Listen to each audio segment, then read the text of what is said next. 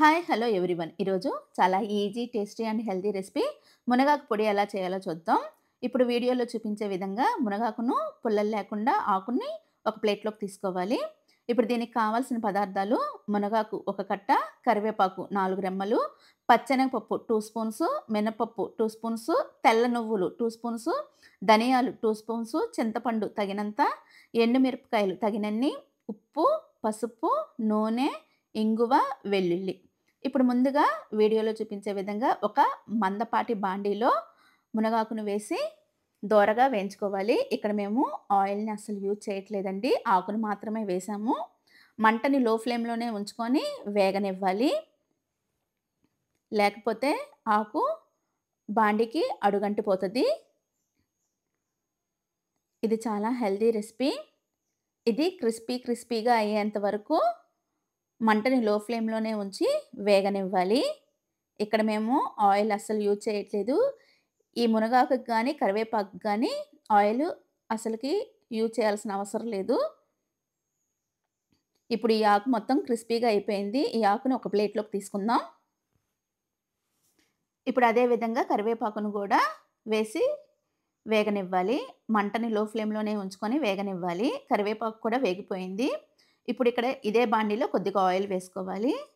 ఇప్పుడు పచ్చెనగపప్పు, మినపప్పుని వేసుకుందాం. ఈ పచ్చెనగపప్పు, మినపప్పు కొద్దిగా దోరగా వేగిన తర్వాత తెల్ల నువ్వులను గూడా వేసుకోవాలి.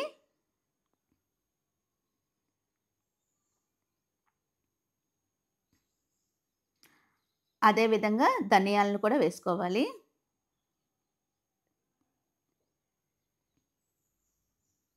దినుసులన్నీ ఒకదాని తర్వాత ఒకటి వేసుకొని దోరగా వేయించుకోవాలి. మంటని లో ఫ్లేమ్‌లోనే ఉంచుకొని ఈ దినుసులన్నీ వేయించుకోవాలి. ఇప్పుడు కొద్దిగా పసుపు, ఇంగువను కూడా వేయాలి.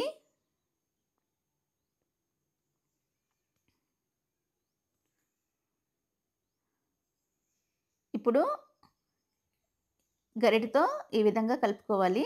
ఇప్పుడు చివరగా చింతపండును కూడా వేసుకోవాలి. ఇప్పుడు ఇదే బాండీలో మిరపకాయల్ని తుంచుకొని వీడియోలో చూపించే విధంగా వేయించుకోవాలి. ఇప్పుడు మిక్సీ జార్‌లో తగినంత కల్లుప్పు వేసి ఈ దినుసులన్నీ వేసుకోవాలి. ఇది బాగా పౌడర్‌లా చేసుకోవాలి. ఇప్పుడు ఇది పౌడర్‌లా చేసుకున్న తర్వాత ఈ మునగాకును, కరివేపాకును గూడా వేసుకోవాలి.